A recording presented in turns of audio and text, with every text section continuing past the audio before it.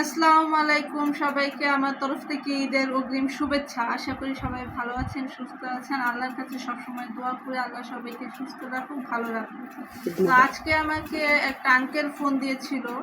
Uncle বলেছে যে আমি তোমাকে 500 টাকা দিই, তুমি এটা দিয়ে একজন কাউকে কিছু করো, সেমাই দুধ এগুলো কিনে দিও। তা আমি তো বেশি কিছু করতে পারি নাই, তো যা কিছু এনেছি তাই দিচ্ছি। সেই আঙ্কেলটা হচ্ছে সৌদি আরব থেকে, আবুল বাসার নাম আঙ্কেলের নাম। তো ওনার টাকা দিয়ে আমি সামান্য কিছু কিনে দিয়েছি। তো দেখি আপু একটু আসো তুমি সামনে, দেখি তোমাকে আঙ্কেলটার জন্য দোয়া করে। আঙ্কেল তবে তো সবসময় সুস্থ থাকে, ভালো থাকে। আমি দেখো দুইটা দুধ, দুটা সেমাই, দুধ সেমাই করলাম, লাল সেমাই, পোলাও চাল আর চিনি। ঠিক আছে? তো আঙ্কেল যা দিয়েছে দুধ সেমাই, তো আঙ্কেলের টাকা দিয়ে সব কিছু এনে দিলাম। খুশি তো? হ্যাঁ, অনেক খুশি। আমার জন্য যে দিয়েছে তাকে আল্লাহর কাছে দোয়া করি সে যেন ভালো থাকে, আরো অনেককে দিতে পারে। হ্যাঁ, দোয়া করবা আর আল্লাহ যত তাকে নিরাপদে রাখে, সুস্থ রাখে আর ভালো রাখে। দোয়া করি। যাই হোক, সারা যে উনি তারাবি পড়ছে দেখে ওনার চেহারা আমি দেখাচ্ছি না, কারণ উনি রোজা ছিল, তারাবি পড়তো, যার কারণে ওনার চেহারাটা আমি দেখাচ্ছি না। আর ওনাকে দেওয়ার জন্য অনেক ধন্যবাদ। যে ভাই পাঠিয়েছে সে ভাইকে অনেক ধন্যবাদ। তো ঠিক আছে, তোমার যদি কিছু বলার থাকে তুমি বলতে পারো মনীষা। আঙ্কেলকে আসলে আমার তরফ থেকে অনেক ধন্যবাদ এবং ঈদের শুভেচ্ছা। যে আপনি কাপড় জন্য যাই হোক কাপড়কে এটা দিতে পেরে অনেক খুব ভালো লাগতেছে আমার। প্রবাসী আঙ্কেলদের এবং ভাইদের ঈদের শুভেচ্ছা জানাই। কালকে আপনাদের এখানে ঈদ, আশা করি ঈদটা অনেক সুন্দর কাটবে, ভালো কাটবে, এটাই দোয়া করি। এবং আপনারা মনে করতেছেন পরিবার থেকে দূরে আছেন। হ্যাঁ, পরিবার থেকে দূরে আছেন ঠিকই, কিন্তু আপনাদের মনের ভিতরে, যে মনের ভিতরেই আপনাদের পরিবার আছে। কারণ আপনাদের পরিবারের জন্যই আপনারা কষ্ট করে এত দূরে আছেন, বছরের পর বছর না দেখে ওইখানে থাকতেছেন, কষ্ট করে কাজ করতেছেন, এত ত্যাগ করতেছেন যে নিজের চাওয়া পাওয়া কোনো কিছুই পাচ্ছেন না, শুধু পরিবারের জন্যই সব কিছু কষ্ট করতেছেন।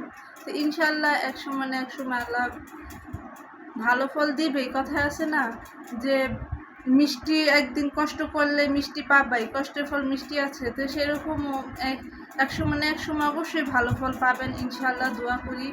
আর আপনারা মনে কখনো কষ্ট নেবেন না যে পরিবারে দেখেন এত বছর, অনেক বছর পরে আপনারা অনেক বছর পরে যখন বাড়িতে ফিরে আসেন তখন একটা ঈদের থেকে বেশি আনন্দ থাকে। যেমন আপনারা অনেক অপেক্ষা করেন বাড়িতে যাব, বাচ্চা কাচ্চা দেখবো, মা বাবাদের দেখবো, তেমন কিন্তু আপনাদের পরিবারও আপনাদের সেই অপেক্ষাটাই থাকে। কিন্তু হয়তো বা আপনি বা আপনাদের পরিবার কেউ কাউকে বুঝতে দেয় না, কিন্তু সবাই কষ্ট পাচ্ছেন।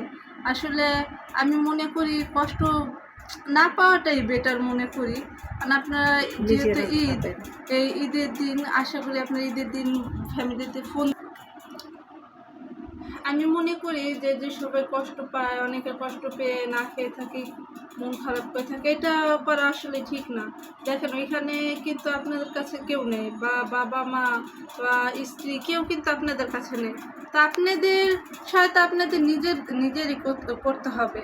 আপনারা ঠিকমতো খাওয়া দাওয়া করবেন, কাজ করে এসে খাওয়া দাওয়া করবেন, নিজেকে ফ্রেশ রাখবেন, নিজেকে তাজা করবেন। আপনারা যদি খাওয়া দাওয়া করে সুস্থ থাকেন তবে তো আপনাদের পরিবার ভালো থাকবে। আপনি যদি হাসি খুশি না থাকেন, সুস্থ না থাকেন, যদি ভালোই না থাকেন, তাহলে তো আপনার ফ্যামিলিকে যদি বলেন সে আপনার ফ্যামিলিও কিন্তু ভালো থাকবে না। যে ওনারাও মনে করবে আমাদের জন্য কষ্ট করতেছে, তখন নিজেদের কাছে কষ্ট লাগবে, যারা আমাদের জন্য ও এত কষ্ট করতেছে, ওইখানে কষ্ট করতেছে, কেউ নাই, কেউ কিছু করতে পারে না, এটা করবেন না।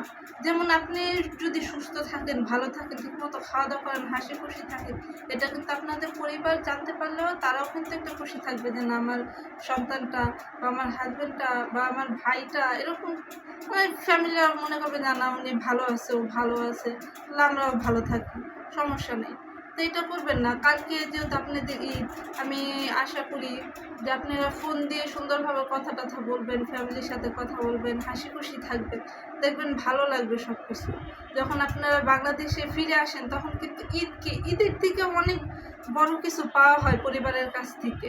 তখন একটা ঈদের থেকেও বেশি আনন্দ হয় যে বাড়িতে চলে আসছেন, সে কিন্তু একটা হাসি, যেই হাসিটা কোটি টাকা দিলেও খুঁজে পাওয়া যায় না।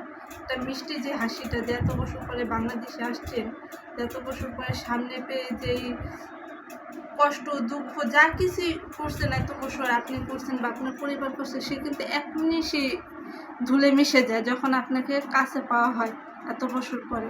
তা আমি মনে করি আপনারা সবসময় সুস্থ থাকেন, ভালো থাকেন, ঠিকমতো খাওয়া দাওয়া করেন, হাসি খুশি থাকেন, এটাই কামনা করি। আল্লাহর কাছে এটাই সবসময় দোয়া রাখি যে আপনারা সবাই ভালো থাকুক, আল্লাহ যেন আপনাদের সবসময় হেফাজতে রাখে, নিরাপদ রাখে, সুস্থ রাখে।